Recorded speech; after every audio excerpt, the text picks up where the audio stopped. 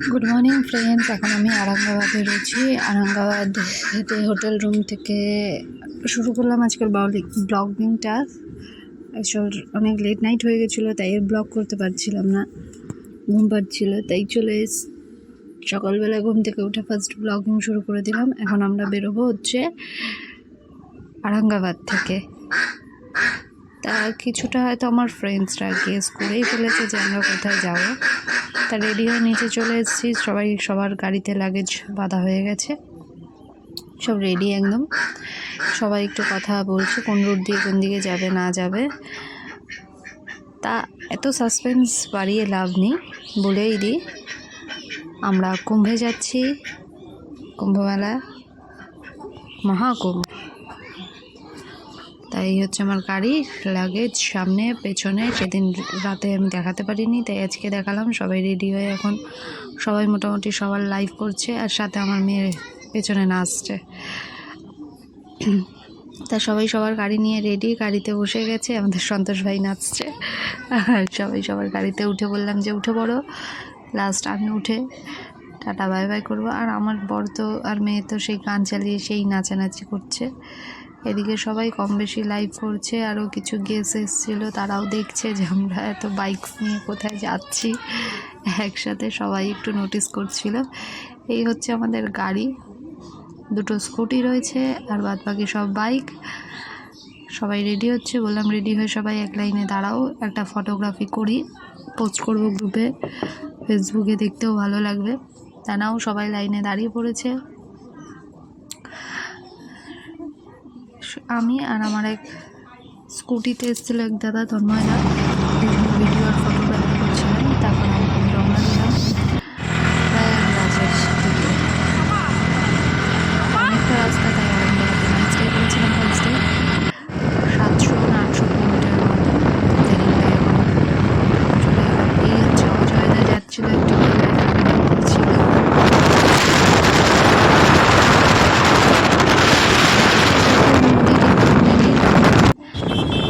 তখন বলেছিল, এখনো মনে নেই, যাচ্ছি, দেখো সেরকম একটা জল নেই। আমরা এখন একটা ফুটপাথ, ব্রিজের যে ফুটপাথ আছে সেই ফুটপাথ দিয়ে গাড়ি চালাচ্ছি। রাস্তায় এতটাই জ্যাম ছিল, সে ফোন দেখতেও আমার ভয় করছিল বাই চান্স যদি চলে যায়। তাও আস্তে আস্তে ফুটপাথের উপর দিয়ে যাচ্ছি। আরাঙ্গাবাদ থেকে প্রয়াগরাজ যেতে অনেকটাই জ্যাম পেয়েছিলাম, একটা বলতে অনেকটাই। সেখানে ফোন বের করে যে আমি ভিডিও করবো বা তোমাদের দেখাবো সেরকম পজিশন ছিল না। রাস্তাঘাট এগুলো খেলো, তার মধ্যে কোথা দিয়ে না গাড়ি বের করে নিয়ে এসছে, এরকম ব্যাপার ছিল।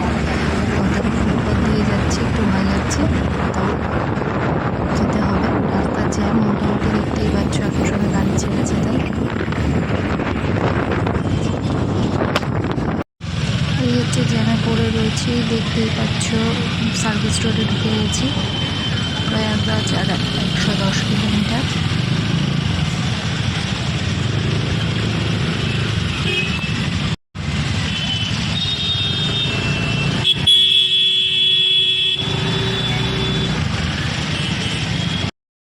আমরা দুপুরবেলা ঠিকঠাক খাওয়া দাওয়া করিনি বলে রাতে খুব তাড়াতাড়ি খাওয়া দাওয়া চালু করে দিলাম। এক জায়গায় দাঁড়িয়েছি, তখন নেই করে 8টা সাড়ে 8টা বাজে।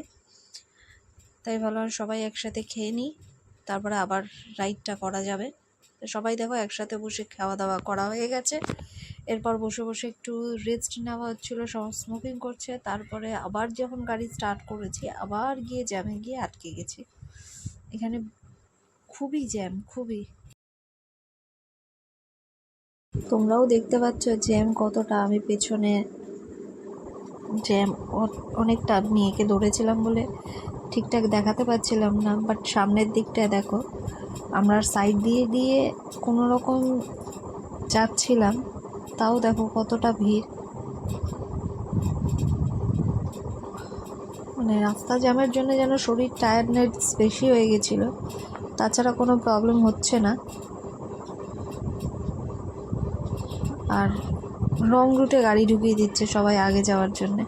দেখো ঘড়িতে এখন 9:35 বাজে, এখনও অবধি আমরা রাস্তায় জ্যামে আটকে রয়েছি। তার মধ্যে তো গাড়ি ঘোরানো এই সেই হাবিজাবি কত কিছু করে যাচ্ছে মানুষ। তারপরে একটু ফাঁকা হলো, সাইড দিয়ে বেরিয়ে এগোতে লাগলাম প্রয়াগরাজের দিকে।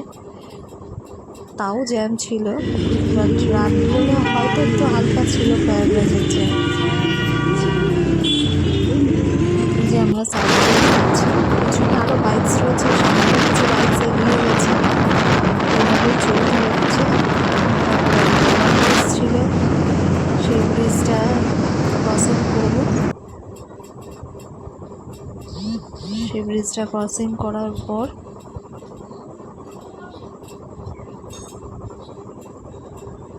আমাদের প্রয়াগরাজের গেটের থেকে প্রায় আমরা কিছু কিলোমিটার দূর, বাট দেখাতে পারলাম না তোমাদেরকে। এই হচ্ছে প্রয়াগরাজের মেন গেট। এখন সেই গেট থেকে এন্ট্রি করব। মেন গেট থেকে বাঁদিকে সব গাড়ি পার্কিং রয়েছে, বাইক, ছোট ছোট গাড়ি ঢুকতে দিচ্ছিল। তারপরে আমরা গেটের ভেতরে ঢুকে সব গাড়ি পার্কিং করে এক জায়গায় এসে দাঁড়াই।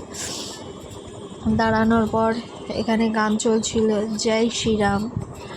আর সেখানে দেখো আমার বর আর আমার মেয়ে নাচছে, সাথে কিছু বন্ধুরাও নাচছিল। মানে একটা আনন্দ যে এতটা লং ডিস্টেন্সে আমরা বাইক, স্কুটি এইসব নিয়ে রাইড করলাম, সেটার একটা আনন্দই আলাদা। তাই সবাই ফোন নিয়ে ব্যস্ত হয়ে গেছিলো, সবাই যে যার লাইভ করবে বলে। আমি লাইভ করিনি, আমি আমার মতন ভিডিও নিতে ব্যস্ত ছিলাম। তা কেউ নাচছে না দেখে একটু দাঁড়িয়ে গেছিলাম। তারপরে আবার দেখছি একটু সবাই এসে কম বেশি নাচানাচি করছে। এত লং একটা রাইড করার মজাটাই আলাদা, সব বন্ধু বান্ধব মিলে।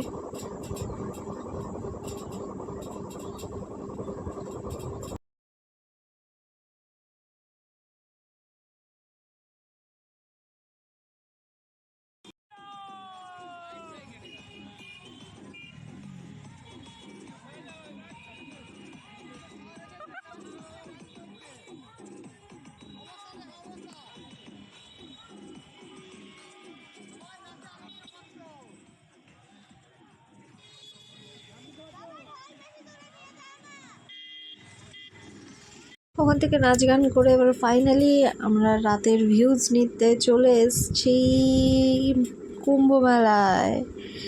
এটা একদম ঢুকেই স্টার্টিংয়ের দিকে ভিউজ ছিল, মানে অসাম। রাতে যে চারিদিকে লাইটটা জ্বলছে, তার ভিউজ দেখতে অসাম লাগছিল, অসাম। এখানে আমরা দাঁড়িয়ে একটু ভিউজ নিচ্ছিলাম। এই দেখো আমার মেয়ে দাঁড়িয়ে রয়েছে, মানে সব সাথে ঘোষবাবু এখানে দাঁড়িয়ে। এবার কোন দিকে আমরা যাব না যাব সেটা ডিসাইড করছিলাম আমরা সবাই। এই গাড়ি নিয়ে আমি চলে এসেছি একদম কুম্ভতে। তারপরে এই যে আমি এখানে দাঁড়িয়ে দাঁড়িয়ে একটু দেখাচ্ছিলাম, এই যে আমি। তারপরে আবার একটু রওনা দিলাম রুম খোঁজার উদ্দেশ্যে। ওভারব্রিজ থেকে প্রয়াগরাজের পুরো দৃশ্যটা দেখতে দেখতে কত মানুষজন এখনও এত রাতে যাচ্ছে, তারা স্নান করবে বলে। আমরা রাতে স্নান করিনি, বাট ব্রিজে দেখো অসাধারণ লাগছে, মানে বলে বোঝাতে পারছি না যে কতটা সুন্দর লাগছে লাইটিংটা। এটা যদি ড্রোন শট নেওয়া যেত তাহলে তো দেখার মতন ছিল। যেহেতু ড্রোনটা এখনও কেনা হয়নি, ড্রোনটা কিনলে ভালোই হতো। এখন মনে হচ্ছে এত সুন্দর ভিউজ সেটা তোমাদের সাথেও আমি শেয়ার করতে পারতাম, মানে মুগ্ধ করার মতন ভিউজ।